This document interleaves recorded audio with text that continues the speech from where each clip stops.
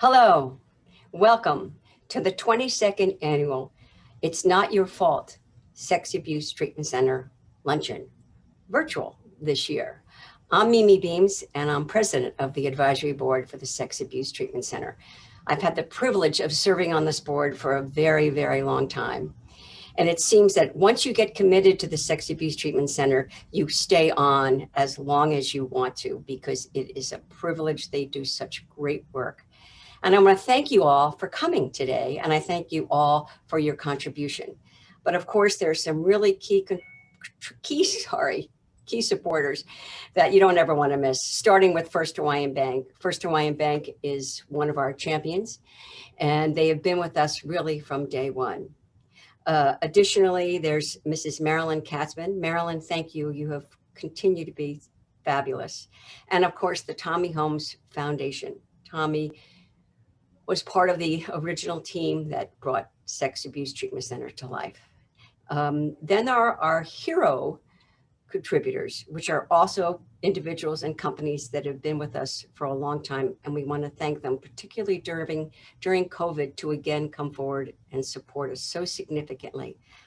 Economy Plumbing and Air Conditioning, Haverly Commercial Real Estate, Jenkins Eye Care, Jean Toyama, and Janai and Roger Wall. Thank you very much. It's now my pleasure to introduce the COO of Kapiolani Medical Center for Women and Children, Gidget Ruscetta. Thanks, Mimi. I'm Gidget Ruscetta, Chief Operating Officer at Kapiolani Medical Center for Women and Children, and it's my honor to be with you today. As you know, SATC is a program that is very near and dear to our hearts here at Kapiolani and has been providing services for decades to this community.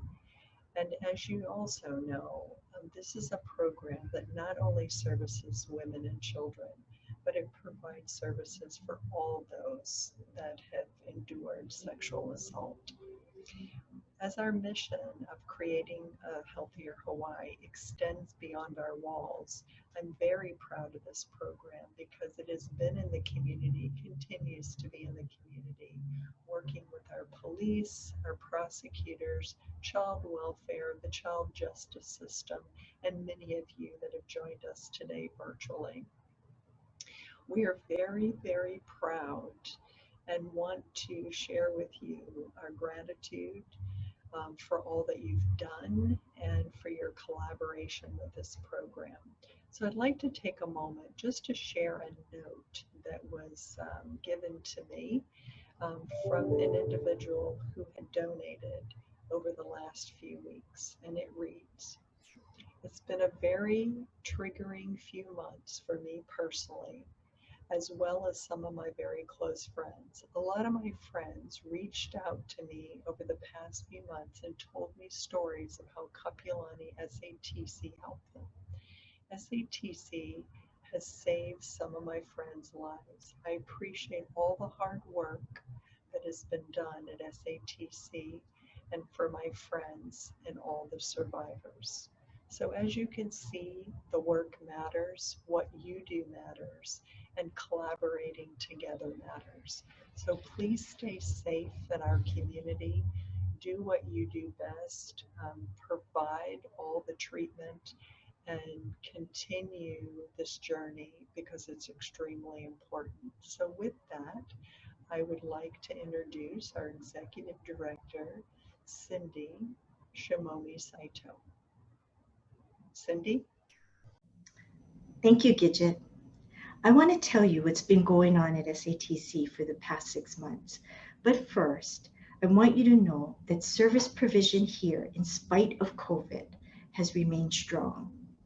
When the governor first shut down the state, we saw a decrease in the number of sex assault reports being made. But since that initial order was lifted, there has been such a jump in the number of people in need of SATC services, and it just continues to grow. The number of medical legal exams, for example, are almost double than what it was pre-COVID. So our physicians And our crisis team, they're our frontline heroes. They're there responding to the hospital callouts, putting their needs to the side to be there to provide the services that's needed. The medical care that is so important following a sex assault remains available. The evidence that is vital to investigations into court cases, it's being collected. And the emotional support that is crucial in that immediate aftermath of sexual violence, it is there right when it's needed the most. Unfortunately, COVID doesn't wipe out trauma, it escalates it. So we are seeing an increase in the number of clients, new clients, who need to have crisis services and crisis counseling right away. And on our clinical team, they're seeing an escalation of trauma symptoms and a resurgence of these concerns in those that they're working with. So it's really a hard time for survivors, and it's a busy time for us at SATC. But you know, there have been so many opportunities that we have seen to enhance care. Telehealth, for example, enables us to bring our services, to expand our reach to those that might not have been able to come to us. And there are so many opportunities for new and for innovative ways to bring education to many.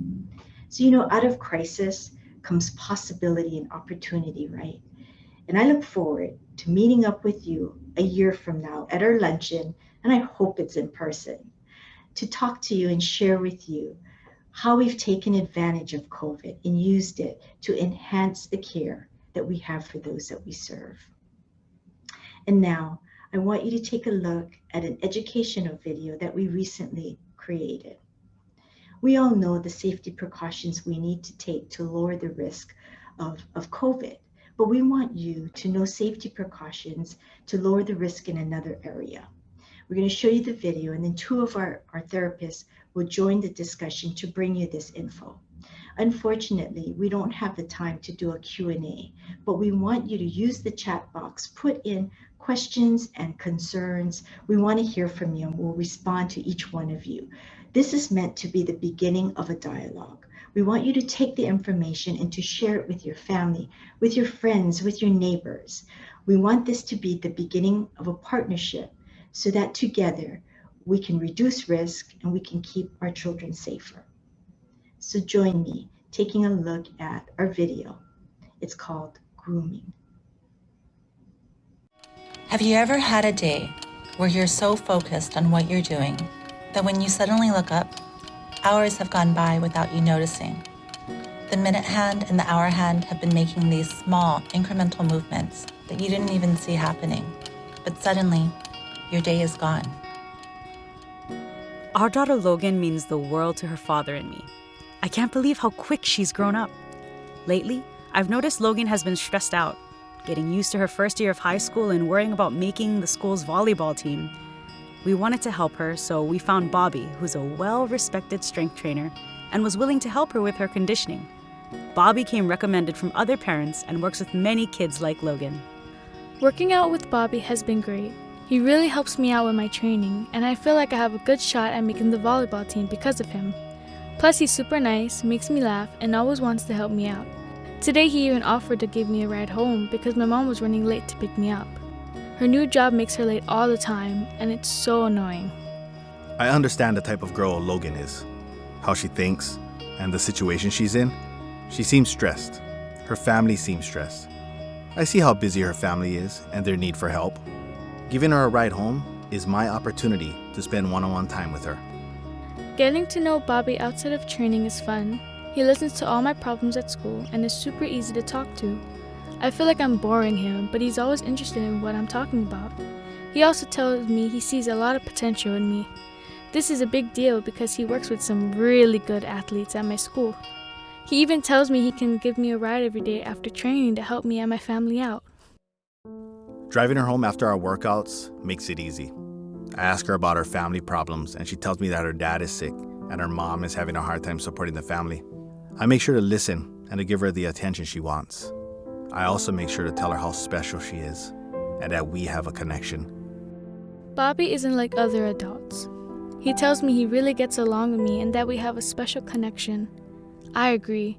Sometimes we stop and get a snack on the way home, as long as I don't tell my mom because it'll ruin my dinner.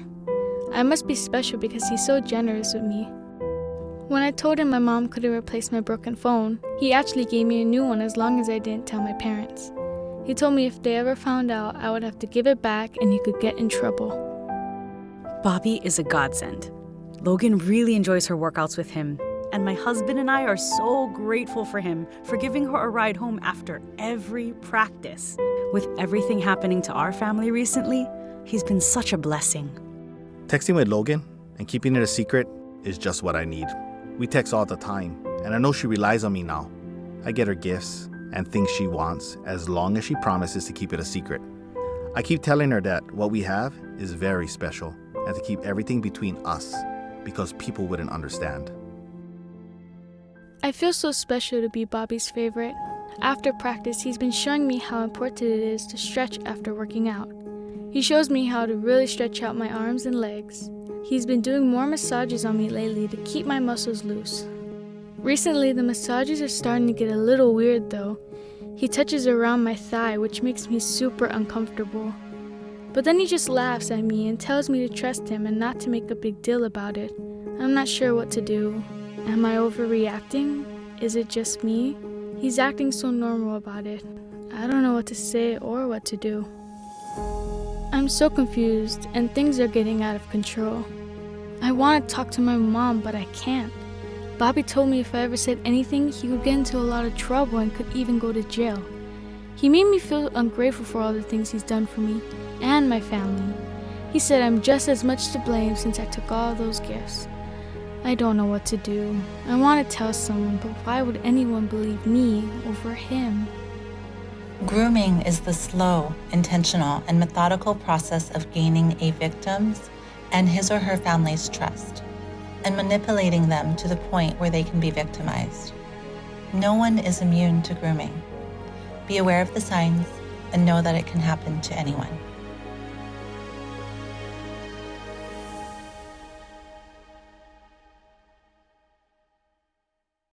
Wow, that was thought-provoking and intense. Hi, everybody. I am Sherry Takushi Isara, psychologist with the clinical team at the Sex Abuse Treatment Center.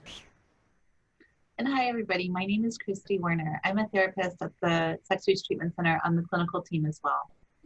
Thank you and welcome. We really, really appreciate your presence here. Thank you for joining us for our annual luncheon and engaging in this really important conversation with us today.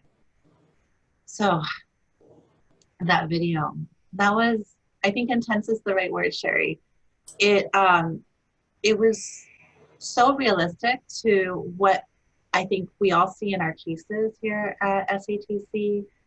And, you know, when I watched it, I kind of watched it as two people. I watched it as a clinician who works with survivors and really felt like it held true to what we see. But I also watched it as just me, as a mom of two young children. And I felt like this kind of squirminess in the pit of my stomach and this just, oh, I don't want this to exist. What was it like for you watching it? Yeah, you know, it was so realistic and similar to a lot of our cases, you know, and just, I think, characteristic, right, of a lot of the grooming behaviors we see. His selection of Logan, knowing that she would be spending a lot of time alone, I think is fairly common in a lot of the cases we see, as well as that, you know, trust building with both Logan, her parents, and I think the community as well. It sounded like, anyway. Absolutely. You know? There was a great deal of manipulation and deception, right? And really like using his position within his career, and then positioning himself within the family structure in a way to gain access, manipulate, and then eventually exploit Logan and her whole family when it comes down to it. Yeah. And that's very common with what we see with grooming. Mm-hmm. I think that there was also the crossing of boundaries over and over in these small little ways that you may not notice in one moment, but over time, which builds up to something pretty severe. And I think, you know, the part of me that felt so uncomfortable watching it was the part of me that recognizes we don't have control over offenders. I don't have the magic one that will stop the, not to use the name Bobby, but stop the Bobbies out there doing this crime. And yet I don't want anyone watching this video to feel powerless. I think that there is a great deal of things that we can do, concrete and very simple things we can do within our families and within our community to help reduce the risk of grooming and build our resiliency around it. Absolutely. And I think one of the biggest ones is really just being able to talk about it. Mm-hmm. And I know that that can feel daunting. Talking about sexual abuse can feel a little overwhelming or even a little dark. And yet when I think about child safety and I think about the things that we teach our children from early ages, we can teach them a lot of hard things in ways that are really simple and don't have to be scary or traumatizing. I think about learning stop, drop, and roll from as early as when I was 5 years old, which is all about fire safety, right? And it's actually about, if I were to catch on fire, what I should do is I should stop, drop, and roll. And if I think about that, the idea of catching on fire is quite terrifying. And yet the way I learned it didn't terrify me. It was very simple. It was very concrete. And it gave me a game plan for what to do. And I think that we can apply those same things to this issue of child sexual abuse and to the issue of grooming. And so I think, if we can talk about it, we can really start to combat it a little bit more.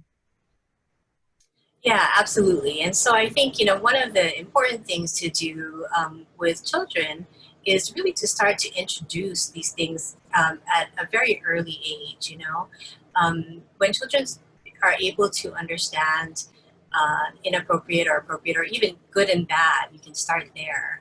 I think it's great to start having conversations about personal safety. Additionally, I think, identifying and referring to our body parts appropriately and using the correct language can be helpful in just normalizing those conversations that might be uncomfortable, but allows the child to feel comfortable in discussing topics that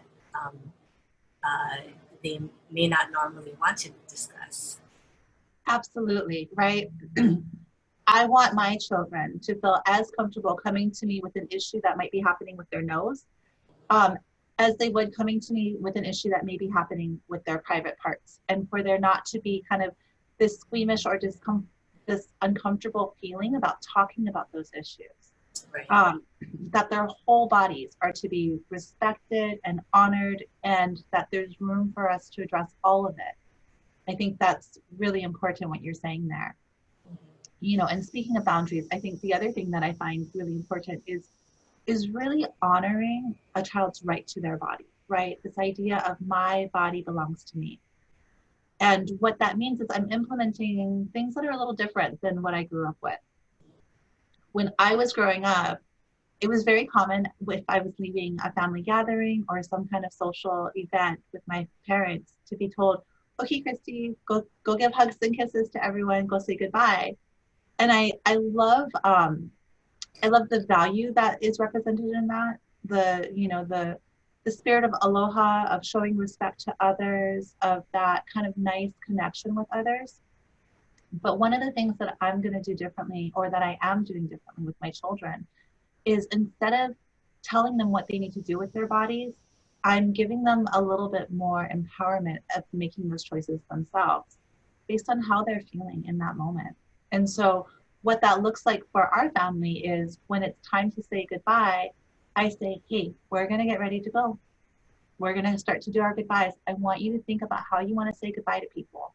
And then I have their back on that. And, I got to be honest, Sherry, it was a little awkward at first, right? Because it goes a little bit against the norm that I grew up in. And so, I would say, okay, time to say your goodbyes. How do you want to say goodbye to Uncle, right? And I'm there with my child, kind of helping them implement it. And my son might be like, high five, right? And Uncle's like, what? No more hug, I want a hug. And in that moment, there's a little bit of awkwardness, right? And I say, oh, sorry, Uncle.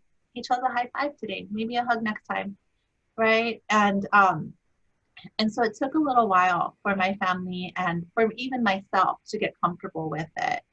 But the reason I do this, despite some of the awkwardness, is because I want my child to know that they don't have to use their body to take care of other people's feelings, right? And that he and I can go back home and talk about it. And later on I can say, hey, I'm really proud of you for choosing a high five, even though Uncle wanted a hug.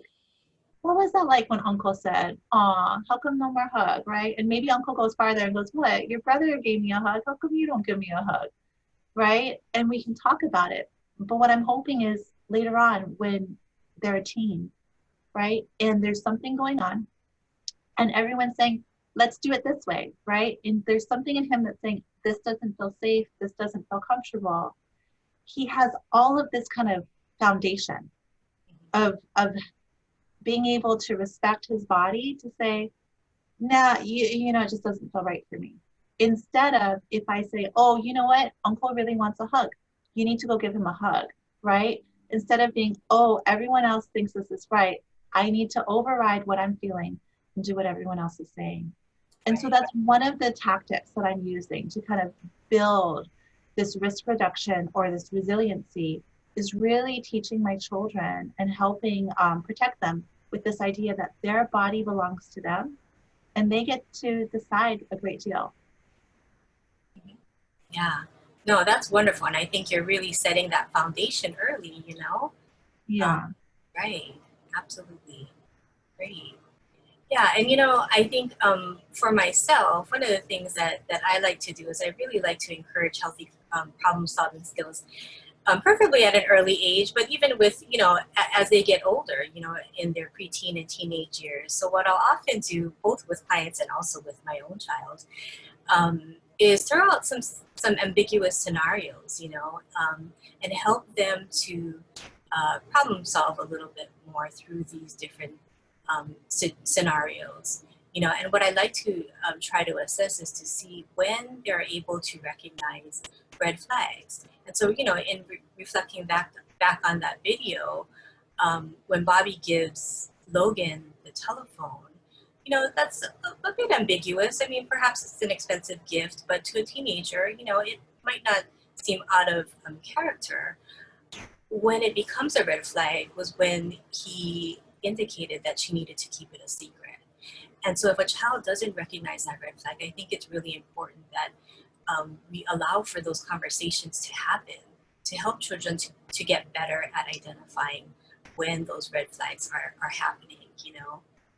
And I think equally as important, what to do.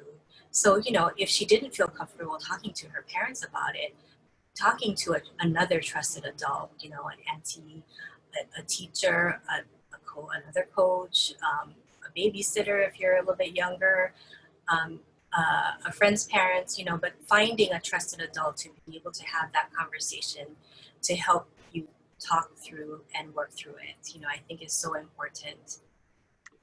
Absolutely. I agree with you 100%. And, you know, we have all of these like everyday experiences where we can really engage in those conversations. If we're watching a TV show and we see an interaction between two people, we can always turn to our kid or, you know, a loved one and just be like, hey, what did you think about that? How would you have handled that situation, right? When Bobby gave Logan the phone, did that raise any red flags for you? What would you do if someone gave you a phone and told you not to tell me? Yeah, you would want to keep the phone. I get that. I would want to keep the phone too, and I might not let you keep it. Let's talk this through, right? And I think what you do there is you really allow for the problem solving, but also for the introduction of these experiences, right? And then they have kind of a game plan based on a conversation that they've had with you. I think the other thing that's beautiful about those what if conversations is that you get to look at the emotions that may come up in a situation like that. And, you know, you have a teenage son, I have young ones, but one of the things I'm doing as well to try to build that foundation is really trying to allow room to honor my children's emotions. And with a 3-year-old, it's not necessarily easy, because they have emotions all the time in ways that I don't necessarily agree with. For example, this happened the other week, but we went outside in the morning and the grass was wet and dewy. And I don't think my son was expecting that. And when he stepped on the grass, I could see that he was shocked by the wetness. And his reaction was to start crying and to say, the grass hurt my feet, right? And to have this strong emotional reaction. Now on the inside, I'm just like, oh my goodness, it's not a big deal. Get over it, right? But because again, I'm really trying to instill this foundation, I had to take a deep breath and I had to say, oh, that surprised you. You didn't like that feeling of the grass being wet, right? It almost feels like it hurt your feet. I believe you. I believe that you didn't like that. Now, I'm not going to put much more attention on that, but I am going to go towards the emotion. And one of the things that I'm kind of testing out or hoping to instill in my child is this kind of repetitive statement in which when he has an emotion, I'm going to let him know that I believe him. Because, you know, in the video that we saw with Logan, right, one of the things that we see and what I see so much with clients is they're afraid that they may not be believed. And so I'm hoping that if I continue to kind of integrate this idea of, I believe you, you know, I believe that you hate your broccoli right now. I'm not in love with that idea, but I believe your feelings there, right? That my child is going to understand and know that I will believe them, even if the situation is ambiguous, even if I don't fully understand it, and even if I may not fully agree with it, right? And what that could look like is Logan could, like if I was Logan's mom and we have this foundation, her saying, something feels funny about Bobby, but I really like him and he's wonderful. And I might say, I believe you. I believe that something about him feels funny. Let's talk about that a little bit more. And I believe that you really like him and appreciate him. That is a lot. That is confusing. And we have this model to talk about it then. Yeah, absolutely. And I think, you know, the other thing that's great about that is it encourages, and I think it fosters confidence in one's emotions, right? In trusting that gut feeling that oftentimes gets overlooked, you know? I think in Logan's situation, you could see that, you know, her self-doubt started taking over and she was questioning everything that was happening and it became very confusing. But by acknowledging and respecting our children's feelings and emotions, I think what it does is it really fosters confidence in one's own trusting of emotions. Absolutely, yeah. Absolutely. And I think that there are also just some concrete rules that we can provide children and teenagers with that allow them to notice when there are red flags. You know, some of those rules for younger children, it would be nobody's allowed to touch or look at your private parts unless it's to keep you healthy or clean, right? Healthy or safe, I mean. Another one may be nobody should ever ask you to keep a secret about touch. That is a red flag that touch is not safe, right? Really encouraging children to honor their emotions. When it comes to older teens, nobody should pressure you into doing things with your body that you don't feel comfortable with. And if somebody is doing that, come and talk to me, right? And if you don't feel comfortable talking to me, let's identify 3 or 4 other people that you can talk to. There are a lot of different ways in which we can kind of lay the groundwork to have these like kind of red flags and then safety plans, right? Which I think those 2 things are going to be really important. Although, you know, I also recognize you and I could talk about this probably for 2 or 3 hours at length and still have more to talk about. So we're not going to be able to get through all of it today. And so I just want to put it out there for anyone that's viewing this that still has questions. The Sex Abuse Treatment Center is committed to helping the emotional healing of victims and survivors of sexual abuse and anyone affected by sexual abuse. We're also committed to reducing the incident, right? And we do that through our program and our services, our prevention and education services, our crisis services, and our clinical services. if you have questions, if you have concerns, if you want to talk about this a little bit more, we're here. So please give us a call. We want to be here for you. Yeah. Absolutely. And, I think the bottom line is respect.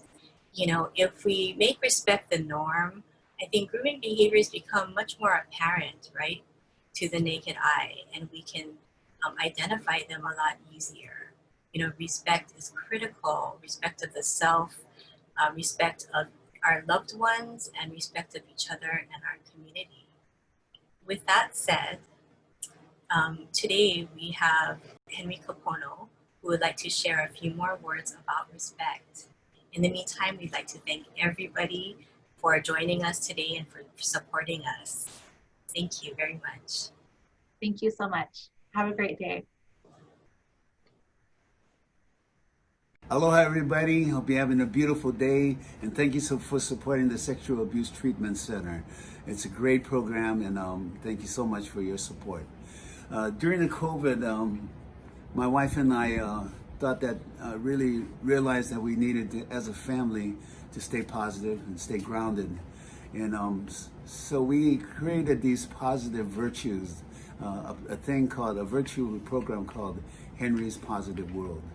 So we focused on positive virtues that empower people's lives, empower us as a family, and just spread all that good stuff. I've been fortunate to be surrounded and raised in the spirit of aloha, and I learned that when you have to deal with something like COVID or any other challenge that the life brings, that we all need to stay positive, need to stay grounded, need to do the right thing. And these virtues have really made a big impact on us as a family, and have made a big impact on my friends all over the world. With that said, today's virtue is respect, which is the core of the Sexual Abuse Treatment Center. It's a message. I'm proud and honored to help spread that message, and I'd like to read that for you right now.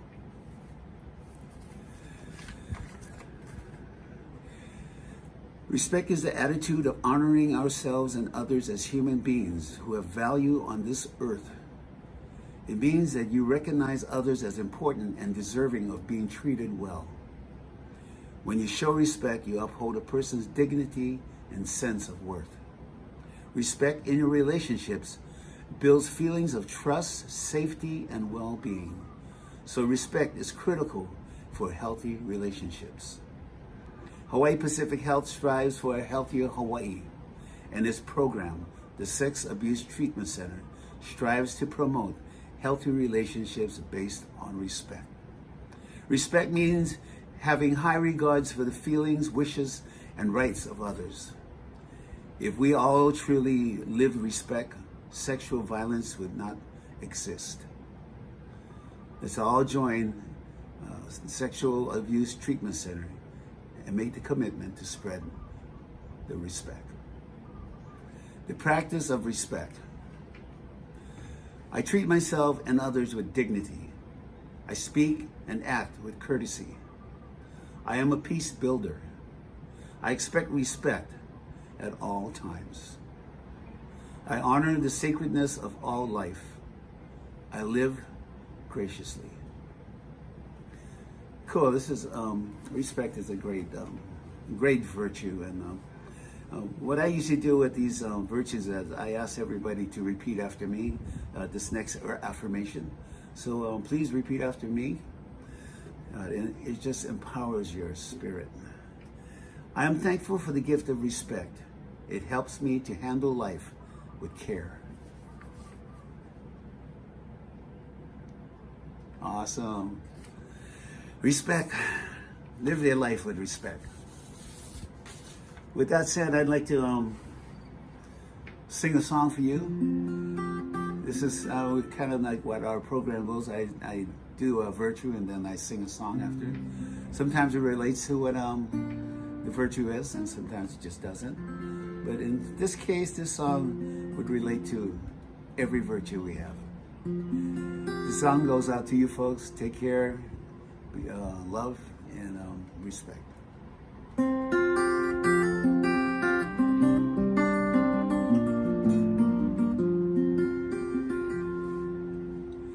It's so nice to see familiar faces out in the crowd.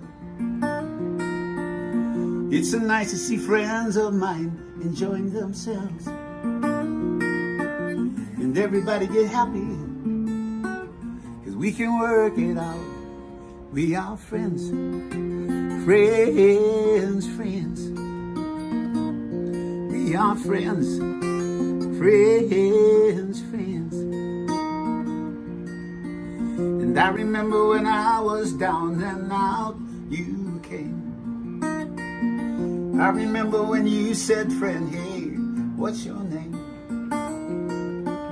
And getting off on each other, we can work it out.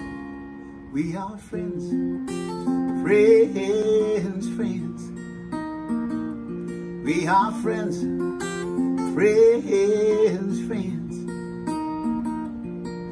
When feelings are getting strong and you feel like you belong, a closeness you can feel, the smiles that are real. We are friends.